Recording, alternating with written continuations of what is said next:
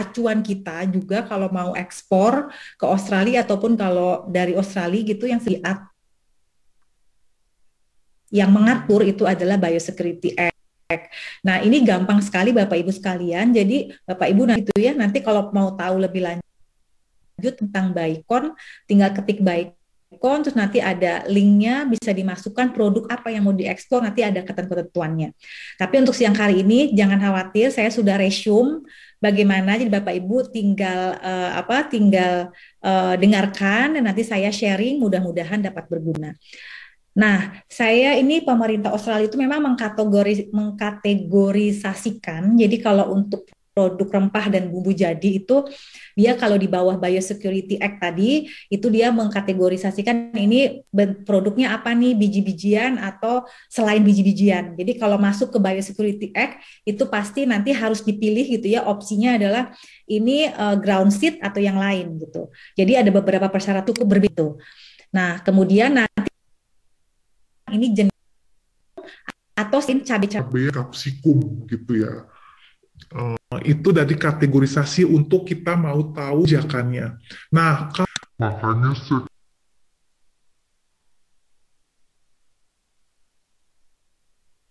kategori. Nah, kalau untuk biji-bijian kayak misalnya apa ya, rempah-rempah. Nah, itu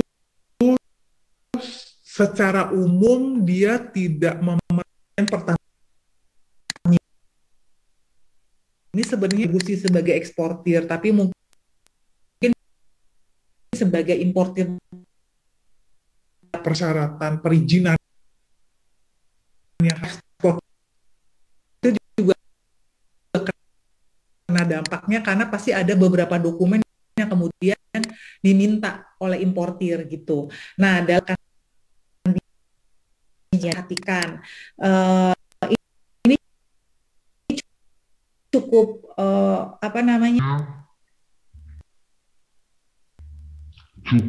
simpel sebenarnya gitu, jadi cuma pada saat shipping. Pada saat shippingnya itu kebersihan kontainer, kemudian harus packagingnya seperti apa, dan juga harus mematuhi peraturan terkait pengendalian makanan gitu. Nah, pada saat mau ekspor itu juga harus Bapak Ibu harus familiar gitu ya. Jadi kan kalau produk-produk tanaman gitu, itu kan pasti dia ada nama botaninya. Nah, itu nama botaninya itu yang kemudian harus dicantumkan juga dalam dokumen pengiriman gitu. Jadi dokumen pengirimannya harus mencantumkan itu.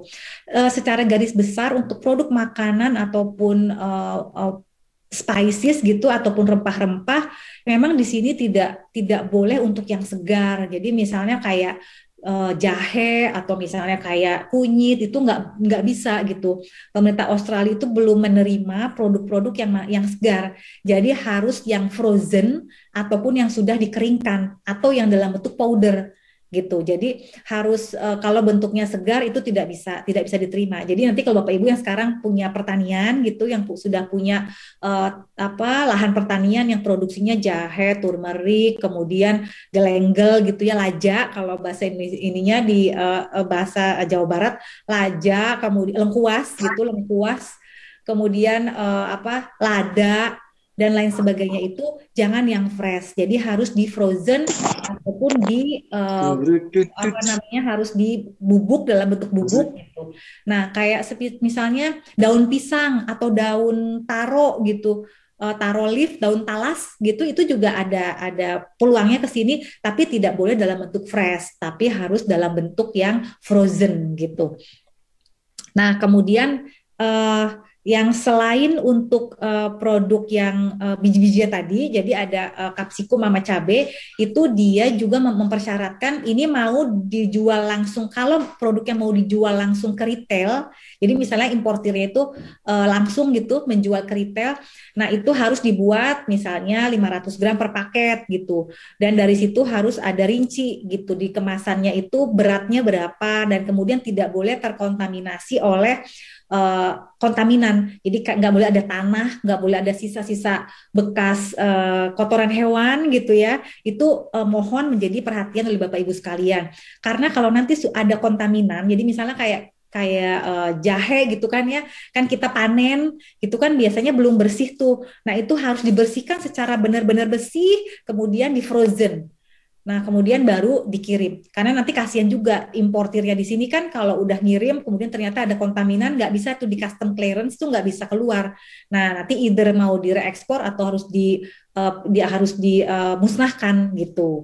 Nah, untuk produk-produk yang selain biji-bijian juga sama. Jadi dia tidak memerlukan izin khusus dari Kementerian Pertanian. Tetapi ada beberapa dokumen gitu ya, beberapa dokumen yang harus dilengkapi, yaitu satu manufacturer declaration, kemudian supplier declaration, itu harus dilengkapi oleh Bapak Ibu. Seperti tadi sudah disampaikan oleh Bu Neni, pentingnya manufacturer declaration itu adalah untuk menghindari sebenarnya paralel ekspor atau kalau di sini tuh paralel impor. Walaupun pemerintah Australia sih tidak mengatur ya, artinya negara di sini tuh pemerintah Australia tidak mengatur bahwa importir itu harus menjadi pemilik merek tertentu gitu. Kalau di Indonesia kan diatur ya. Jadi kalau untuk merek tertentu itu pasti harus ada izin izin pemegang merek izin tunggal agen tunggal pemegang merek.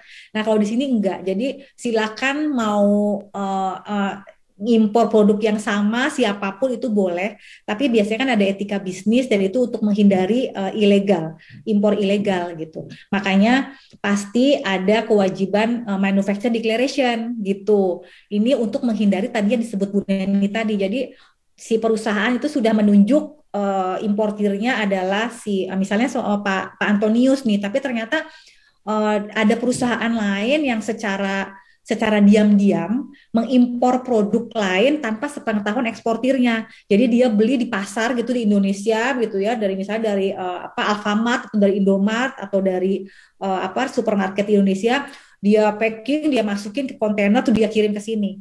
Nah, itu hati-hati, nggak boleh gitu ya, nggak boleh karena nanti di sini ditanya manufacturer declaration. Nah, manufacturer declaration itu yang berhak untuk menerbitkan adalah eksportir, produsen. Jadi yang membuat produknya gitu. Yang membuat produknya dia harus menandatangani manufacturer declaration atau supplier declaration gitu. Nah, kemudian tidak boleh ada kontaminan gitu ya, karena kalau nanti harus direekspor itu biayanya harus ditanggung tuh. Nanti pasti antara importir sama eksportir tuh harus berdiskusi ini siapa nih yang nanggung nih biayanya gitu ya kalau sampai terjadi reekspor gitu. Nah, jangan lupa juga harus penulisan berat dalam kemasan itu juga harus sesuai gitu. Jadi jangan sampai misalnya beratnya ditulisnya berapa, misalnya 550 gram ternyata tidak sesuai. Nah, itu juga bisa menjadi masalah nanti pada saat beredar di sini gitu. Nah, kemudian untuk produk yang tadi itu yang bukan biji-bijian tapi bukan juga termasuk kapsikum dan cabai-cabean, itu di sini memang cukup sensitif untuk masalah capra beetle sih. Jadi capra beetle. Jadi ada apa sih namanya? Capra beetle itu hama ya. Jadi hama capra beetle. Walaupun Indonesia sih tidak termasuk. Jadi mereka mengeluarkan listnya. Jadi untuk produk-produk yang berasal dari negara-negara tertentu itu tidak boleh masuk karena pemerintah Australia mengkhawatirkan dalam produk itu ada hama capra beetle. Tapi alhamdulillah Indonesia sih tidak termasuk di situ. Nah, kemudian tapi kalaupun nanti dilalah gitu ya ada produk Indonesia masuk, random check dari AKIS di sini diketemukan, nah itu nggak boleh gitu, harus dikembalikan lagi gitu. Nah, karena apa? Semua kewajiban ini melekat pada importir gitu. Makanya importir nggak mau salah, karena kan kalau sudah kena apa sih, kalau sudah kena teguran gitu di pemerintah Australia itu bisa bisa beruntun ya kemana-mana. Jadi kasihan kasihan importer. Jadi Pak Antonius Auyang tuh cukup cukup ini cukup apa namanya banyak membantu UKM Indonesia gitu untuk melihat tuh ini tidak sesuai, ini tolong diperbaiki lagi, karena once nanti ada yang tidak sesuai tetap masuk ke Australia itu nanti menjadi rugi, dan karena mencoreng juga citra produk Indonesia di Australia gitu.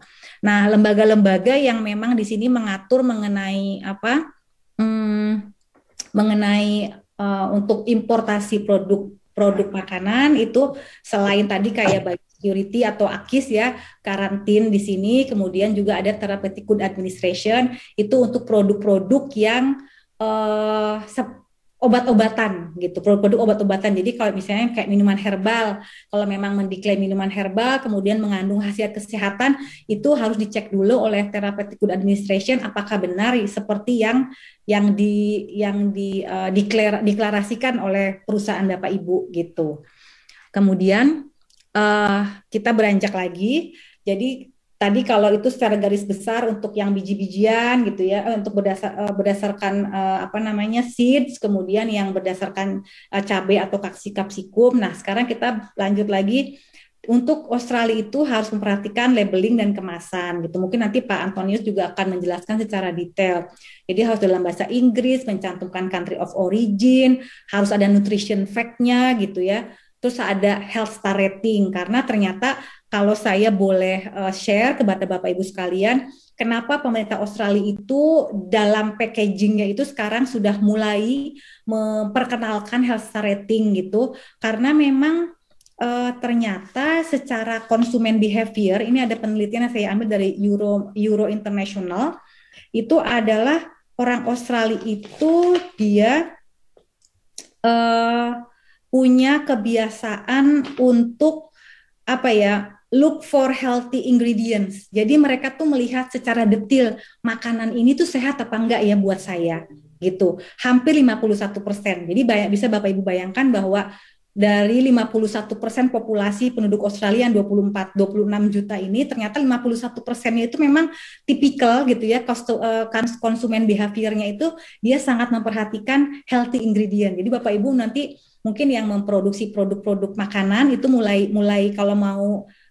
targetnya itu ke Australia, coba mulai memperhatikan itu. Jadi oh ini kayaknya nih kadar gulanya banyak banget deh gitu, mulai dikurangin, karena nanti pada saat dihitung melalui health star rating ada kalkulatornya gitu ya, masuk ke situ nanti pasti enggak jadi dari 0 sampai 5 tuh nanti dia mungkin cuma 1,5 gitu. Kemudian ternyata dari hasil penelitian itu konsumen behavior penduduk Australia itu juga dia suka mengkonsumsi tipikalnya gitu ya, ketipikalnya itu dia mengkonsumsi makanan itu tapi makanan ini tidak mempengaruhi banyak terhadap berat badan mereka. Jadi orangnya senang slim gitu ya, tetap tetap slim. Kemudian nah itu ini konsumen behavior yang kita apabila kita tahu kita jadi lebih targeted lagi produk yang mau kita ekspor ke Australia. Kemudian yang ketiga itu ada berapa persen? Ada 35%. Nah, untuk yang berikutnya adalah mereka itu memang tipikal orang yang membaca nutrition fact-nya. Jadi kalau kita mungkin kalau orang Indonesia nggak terlalu dilihat gitu ya, nutrition fact-nya nggak tahu gitu. Ini saya kasih contoh. Nah ini nutrition fact gitu ya. Atau ini nih, ini produk kapal api ini diimpor oleh Pak Antonius Auyang. Ini udah saya buka karena saya suka minum. Nah ini ada informasi nilai gizi atau nutrition fact gitu. Ini dilihat oleh orang Australia. Jadi 34% orang Australia itu kalau belanja itu dia ngelihat memang, oh nilai gizinya berapa ya, oh lemaknya berapa, proteinnya berapa, karbohidratnya berapa. Makanya itu menjadi penting pencatatan secara benar nutrition fact gitu. Kemudian harus sertifikasi, kemudian true description ini biasanya terkait dengan produk-produk yang kesehatan. Jadi jangan sampai false declaration gitu. Nah, harus ada alamat eksportir dan importir, itu sebabnya tadi Bu Neni sudah jelaskan memang harus ada surat keterangan ekspor supaya sudah jelas ini sebenarnya legalitas Bapak Ibu sebagai eksportir itu bagaimana. Nah, berikutnya adalah ini sudah pernah ini. Nah, ini adalah kandungan alergen. Ini mungkin Bapak Ibu bisa catat. Jadi di Australia itu dia mengkategorisasikan produk-produk yang memang disebut sebagai alergen. Itu ada ikan-ikan ya, fish gitu, perikanan, wheat, milk, tree nuts, peanut, shellfish, lupin, soy, egg, sama sesame seed. Nah, produk ini semua itu apabila ada dalam produk makanan Bapak Ibu, itu harus nanti disampaikan kepada eksportir, kepada importirnya. Nah, importirnya biasanya nanti dia minta, tolong dong dicatat, tolong ditulis dalam labelingnya. Jadi labelingnya itu harus, kalau memang mengandung ini harus dicatat gitu Bapak Ibu sekalian. Kayak ini ya, jadi kayak di depan sini adalah ingredient, kemudian ada potensial alergen. Jadi harus dicatat. Kalau nggak dicatat, nanti terjadi apa-apa dengan konsumen di sini bisa menjadi bermasalah gitu. Nah, saya mau share juga. Jadi kayak misalnya produk-produk untuk yang mengandung telur gitu ya. Untuk produk yang mengandung telur di atas 10% itu biasanya memang harus ada izin yang dikeluarkan oleh Kementerian Kesehatan di sini gitu. Nah, biasanya gitu ada beberapa importir yang dia nggak mau repot mungkin ya, nggak mau repot. Jadi biasanya yang apa, kalau importirnya yang orang Australia sini biasanya tuh dia aduh nih nggak mau kalau di atas 10% saya harus ngurus, jadi tolong deh diganti. Jadi biasanya dia minta tuh produk telurnya diganti untuk menggunakan produk lain yang tidak merubah rasa. Ini mungkin Bapak Ibu dari Badan POM juga sudah melakukan pendampingan ke brownies ketan hitam, kalau chips ketan hitam gitu ya, yang itu memang agak tektokan tuh cukup lama dengan importir di sini. Itu juga gitu, dia nggak mau ada kandungan telur di produknya gitu. Nah, kemudian ada lagi misalnya kayak produk-produk yang mengandung perikanan gitu, itu juga harus, bentar ya saya lihat. Nah, jadi kalau produk Bapak Ibu itu mengandung ikan ataupun jadi produk yang mengandung ikan di atas 30%. Jadi misalnya kayak kerupuk ikan atau misalnya chips gitu yang ada perisa ikannya. Nah, kalau itu di atas 30% itu harus ada histamin test gitu dengan kadar maksimal 200 mg per kilo. Jadi jangan sampai kandungan histaminnya dalam produk itu lebih dari 200 mg per kilo. Jadi itu dilakukan pengecekan setiap shipment, biasanya ke laboratorium yang ditunjuk oleh pemerintah Australia, oleh AKIS-nya Australia. Kemudian ada produk kacang-kacangan, kan kalau bumbu tuh biasanya banyak tuh produk kacang-kacangan ya, kayak bumbu pecel, kemudian bumbu gado-gado gitu. Nah, itu juga kadar aflatoksinnya tidak boleh dari 0,015 mg per kilo. Nah, itu memang agak tricky tuh gitu. Jadi biasanya sih dipengaruhi oleh pada saat penyimpanan, kemudian masa kadaluarsa produk gitu ya, mempengaruhi tinggi rendahnya dari aflatoksin ataupun histamin gitu. Itu sebagai pengetahuan dari Bapak Ibu sekalian. Nah, berikutnya ini tadi kalau ada produk recall gitu. Jadi kalau produk-produk yang memang ternyata mengandung alergen tapi nggak dideklarasikan, itu biasanya di recall. Sama sepertinya sistemnya juga dengan Badan POM, karena Badan POM juga kan setiap sering gitu melakukan sidak pasar gitu ya, melihat produk-produk yang beredar di pasar Indonesia itu sesuai apa tidak dengan peraturan. Di sini juga begitu, jadi dari Food Standard Australia itu rutin melakukan pengecekan ke retail-retail yang ada, itu apakah sudah sesuai aturan apa tidak. Kayak contohnya di sini adalah Oscar Caramel Milk Coklat. Ini di recall gitu karena ternyata mengandung undeclared allergen. Jadi kayak tadi tuh produk-produk alergen yang ini ternyata tidak dimasukkan dalam kemasan, itu jadi di recall gitu karena dianggap membahayakan konsumen gitu. Karena di sini kan ada namanya ACCC, itu lembaga perlindungan konsumen di Australia, itu cukup galak gitu. Jadi kalau melanggar peraturan perlindungan konsumen itu menjadi tidak boleh beredar. Kalau sudah di recall kan jadi repot tuh ya. Di recall kan pasti kerugiannya jadi ditanggung oleh importir. Kasihan importirnya gitu. Nanti pasti importirnya udah kecewa, jadi nggak mau impor lagi gitu. Nah, kemudian berikutnya Nah, saya sekarang mau share mengenai rempah-rempah. Jadi potensi rempah-rempah di Australia itu ternyata dalam 5 tahun gitu diperkirakan akan meningkat selama 5 tahun ke depan gitu. Bahkan untuk industri rempah-rempah di Australia itu diprediksi tumbuh 1,3% tiap tahunnya. Gitu. Nah, untuk 2020 sampai 2021 itu bahkan diprediksi meningkat sebanyak 485 juta gitu. Nah, ternyata ada tren gitu di Australia itu sekarang dengan adanya popularitas food blogger, kemudian acara masak-masak di TV. Nah, itu berpengaruh pada peningkatan permintaan variasi bumbu dan rempah-rempah gitu. Jadi ternyata orang tuh karena terdipengaruhi juga dengan pandemi COVID gitu. Jadi orang tuh kok ternyata sekarang lebih banyak masak makanan rumahan gitu. Bahkan kalau dari salah satu penelitian yang bisa saya share juga terkait eating habit gitu, eating habitnya orang Australia itu ternyata 74% orang Australia itu sekarang di masa karena masa jadi tahun 2020 sampai pertengahan 2021 ini 74% itu dia suka home cook gitu, suka masak di rumah. Nah, berarti kan kalau orang suka masak di rumah, berarti ada peluang memang untuk bahan-bahan makanan ya, bahan-bahan dasar makanan itu bisa diprediksi akan meningkat. Kemudian kalau kita lihat eating habitnya lagi, ternyata orang Australia itu suka makanan yang reheat, yang 38% itu suka makanan dipanaskan, berarti yang sudah jadi tuh, yang sudah instan.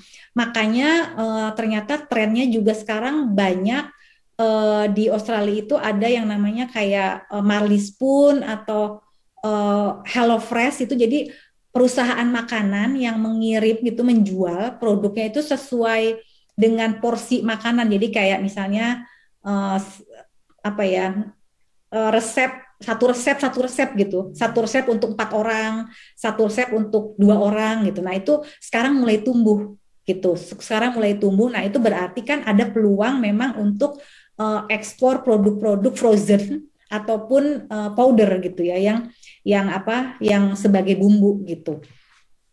Nah, kemudian eh, berikutnya lagi adalah memang kalau untuk produk rempah-rempah itu targetnya lagi adalah kafe dan restoran. Memang tadi kalau di Australia itu cukup ada kurang lebih di Australia itu ada 140 lah restoran Indonesia.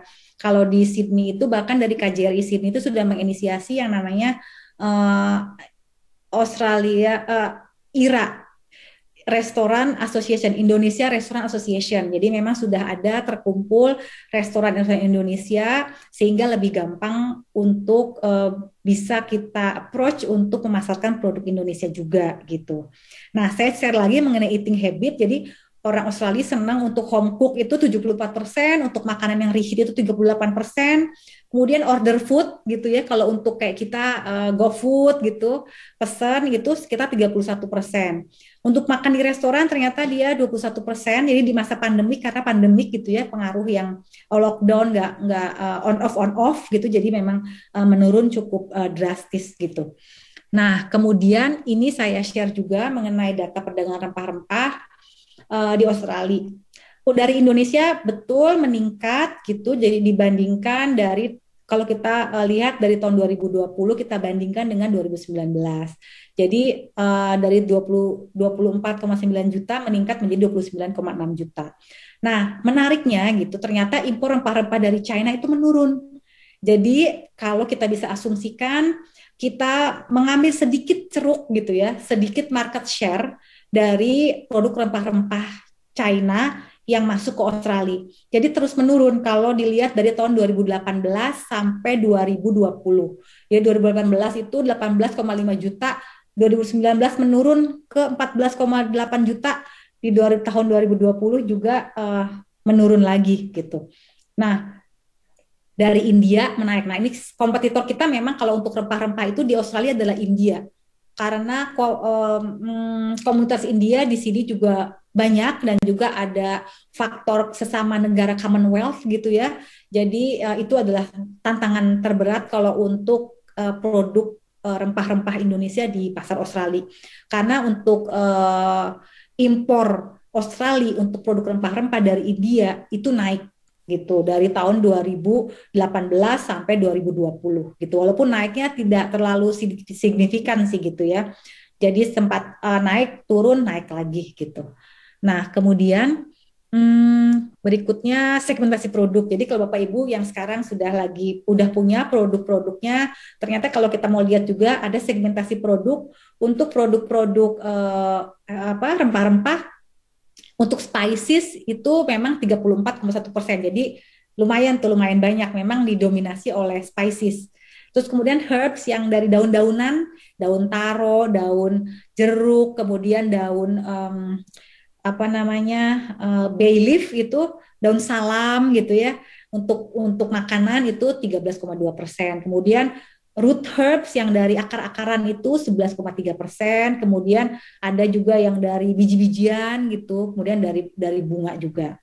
Itu supaya Bapak Ibu mengetahui segmentasi produk yang ada di Australia. Nah, ada tren lagi nih. Jadi mungkin bisa menjadi inspirasi Bapak Ibu sekalian ya. Jadi selama pandemi COVID gitu di Australia, ternyata sekarang ini hampir 1/3 gitu, 1/3 populasi Australia itu dia mengubah. Jadi sudah mulai health consciousness-nya tuh menjadi lebih tinggi lagi dari sebelumnya. Bahkan 1/3 dari populasi Australia itu dia sekarang merubah pola makannya menjadi plant-based food. Yang tadinya makan daging-dagingan gitu, dia sudah beralih menjadi makanan yang plant-based. Jadi yang berdasar dari tumbuh-tumbuhan. Makanya salah satu perusahaan tempe tahu di sini namanya Nutrisoy, itu dimiliki oleh diaspora Indonesia juga, itu meningkat gitu. Jadi permintaan untuk tahu tempe itu meningkat karena ternyata ada orang beralih di sini yang tadinya biasa mengkonsumsi daging menjadi mengkonsumsi makanan yang sumbernya dari tumbuh-tumbuhan gitu. Nah, ini ada efeknya gitu kan. Artinya produk Bapak Ibu yang berdasarkan dari makanan organik, dari makanan yang fresh gitu ya, dari buah-buahan yang fresh itu menjadi lebih berpeluang. Nah, kemudian juga ternyata trennya adalah health and wellness with consumer. Jadi ini jadi terkait dengan orang itu di sini lebih maunya makan yang memiliki manfaat terhadap tubuhnya dia. Jadi ada peningkatan permintaan untuk natural therapeutic benefit, yaitu seperti cinnamon, kemudian pepper, jahe, kemudian kunyit, kemudian bawang putih gitu ya. Nah, itu cenderung konsumsinya meningkat untuk beberapa produk tersebut, beberapa komoditi tersebut gitu. Nah, yang lainnya ada tren untuk good gut health, jadi yang untuk pencernaan. Jadi ada kecenderungan sekarang itu orang lebih memilih yang natural flavoring lagi, yang lebih tidak bukan sintetis, jadi bukan menggunakan dalam pembuatan produknya itu menggunakan seasoning yang sintetis gitu. Kemudian juga ada spicy hot food. Nah, ini peluang nih buat Indonesia. Tapi memang kalau untuk daging gitu ya, jadi produk yang mengandung daging dari Australia itu masih belum bisa masuk ke Australia gitu. Kalau ya untuk mengandung daging dari produk gitu ya, kecuali di bawah 10% itu masih bisa masuk. Tapi kalau sudah di atas 10% harus mengurus izin khusus dari Kementerian Kesehatan di sini. Kemudian ada spicy hot food itu jadi ada peningkatan konsumsi untuk cabai gitu ya, untuk Middle Eastern paste gitu, rempah-rempah yang dari Timur Tengah gitu juga meningkat. Indonesia juga kita punya peluang gitu, artinya itu sebabnya dalam 3 tahun terakhir kan rempah-rempah kita selalu meningkat gitu di Australia. Itu juga itu tren yang ternyata menarik gitu ya pada saat pandemi ini di Australia. Nah, pelaku utamanya di sini memang kalau untuk industri itu ada McCormick dan juga ada Mars Australia Pty Ltd. Ini untuk pasar nanti silakan dua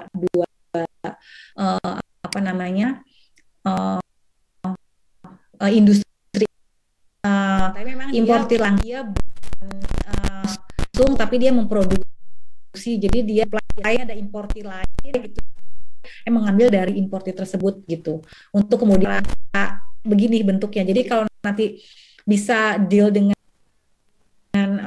Komik ataupun dengan Mars Australia itu memang white label gitu. Karena nanti dia akan nge-label produknya gitu ya. Segmentasi pasar kemudian produk kan nanti Bapak Ibu, ini ada Pak ngobrol sama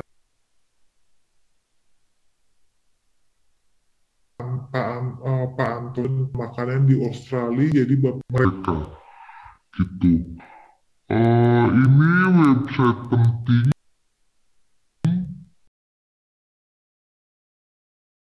Dijen Pengembangan Ekspor Nasional dari Kemendak.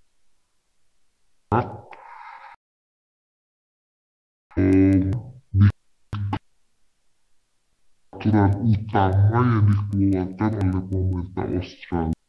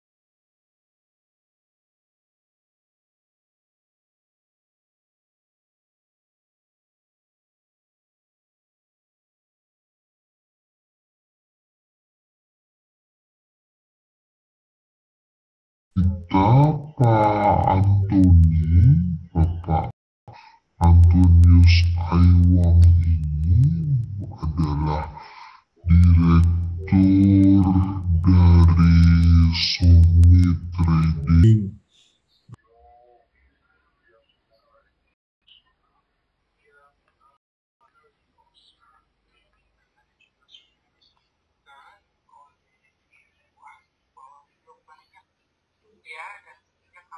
Sangat mengharapkan bantuan Bapak ya terus-terusnya dan juga bisa coaching kepada para pelaku usaha. Baik Pak Antoni, saya persilakan Pak. Terima kasih banyak Bu Betty sebagai moderator. Pertama-tama ucapan yang saya hormati Bapak Effendi sebagai Kepala Biro Kerjasama dan Penguasa PT PO, Bu Ayu, teman tinggal di Australia di Sydney yang kita diskusi. Sama Ibu Neni juga, terima kasih. Ini suatu kesempatan bagi saya bisa sharing di Australia.